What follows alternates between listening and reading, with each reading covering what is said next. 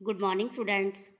आज हम पार्ट 3 शब्द और उनका वर्गीकरण के बारे में आगे पढ़ेंगे। प्रयोग के आधार पर शब्द के भेद। प्रयोग के आधार पर शब्दों को दो भागों में बांटा जाता है, विकारी शब्द, अविकारी शब्द। विकारी शब्द ऐसे शब्द जिनके रूप में लिंग, वचन, काल, कारक आदि के कारण विकार या परिवर्तन आ जाता है, उन्हें विकारी शब्द कहते हैं। विकारी शब्द 4 प्रकार के होते हैं: संज्ञा, सर्वनाम, विशेषण, क्रिया। जिन शब्दों में लिंग, वचन, काल एवं कारक के बदलने से परिवर्तन आ जाता है, वे विकारी शब्द कहलाते हैं। संज्ञा, सर्वनाम, विशेषण, क्रिया विकारी शब्द है। संज्ञा: अध्यापक ने पढ़ाया, अध्यापकों ने पढ़ाया। यहाँ अध्यापक शब्द वचन के कारण परिवर्तित हुआ है। सर्वनाम: मैं पढ़ूंगा एक वचन में है, हम पढ़ेंगे बहुवचन में है।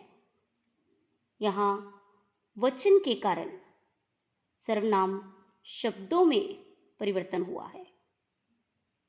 विशेषण: यहाँ लड़की स्त्रीलिंग है और लड़का पुल्लिंग। लिंग के कारण विशेषण में भी परिवर्तन आ गया है, जैसे अच्छी सुंदर लड़की, अच्छा सुंदर लड़का। क्रिया: यहाँ श्यामा स्त्रीलिंग रूप में है और श्याम पुल्लिंग रूप में।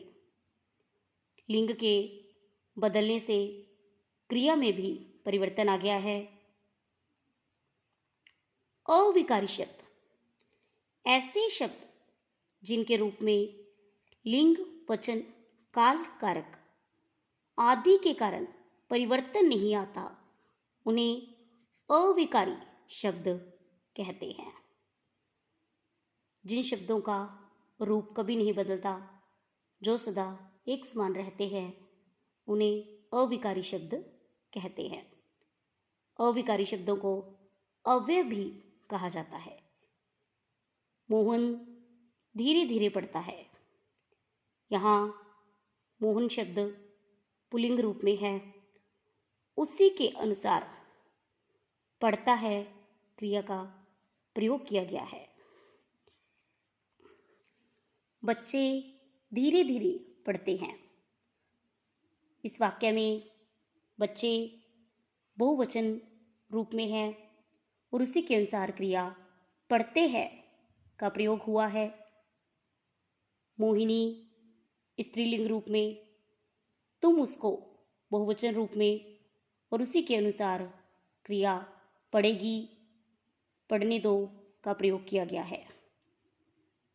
लिंग, वचन, कारक क्रिया के बदलने से धीरे धीरे शब्दों में कोई परिवर्तन नहीं हुआ। इन उदाहरणों में धीरे धीरे शब्द लिंग, वचन, काल या कारक के कारण परिवर्तित नहीं हुआ, अतः यह अविकारी शब्द है। अविकारी शब्द निम्नलिखित 4 प्रकार के होते हैं: क्रिया विशेषण, संबंध बोधक, समुच्चय बोधक, विस्मयादि बोधक। अर्थ के आधार पर शब्द के भेद। अर्थ के आधार पर शब्दों के निम्नलिखित 2 भेद हैं: सार्थक शब्द, निरर्थक शब्द। सार्थक शब्द ऐसे शब्द जिनका कोई ना कोई अर्थ होता है, सार्थक शब्द कहलाते हैं। जिन शब्दों का कोई निश्चित अर्थ होता है, वे शब्द सार्थक शब्द कहलाते हैं, जैसे पुस्तक, वायु, आकाश, दिल्ली आदि। सार्थक शब्दों के निम्नलिखित 10 भेद हैं: एकार्थक शब्द। नेकार्थक शब्द, पर्यायवाची या समानार्थक शब्द, विलोम या विपरीतार्थक शब्द, समरूपी भिन्नार्थक या श्रुति सम भिन्नार्थक शब्द, अनेक शब्दों के लिए एक शब्द, एकार्थक प्रतीत होने वाले शब्द, ध्वनि बोधक शब्द, शब्द युगम, समूहवाचक शब्द। निर्थक शब्द ऐसे शब्द जिनका कोई अर्थ ना निकले निर्थक शब्द कहलाते हैं। जिन शब्दों का कोई अर्थ नहीं होता वे निर्थक शब्द कहलाते हैं, जैसे रोटी वोटी, पानी वानी, अलग थलग, चाय वाय आदि। हिंदी व्याकरण में निर्थक शब्दों का प्रयोग नहीं किया जाता, परंतु कभी कभी भाषा में प्रवाह लाने के लिए हम इनका प्रयोग करते हैं। जैसे आपने चाय वाय पी, आपने पानी वानी पिया। धन्यवाद।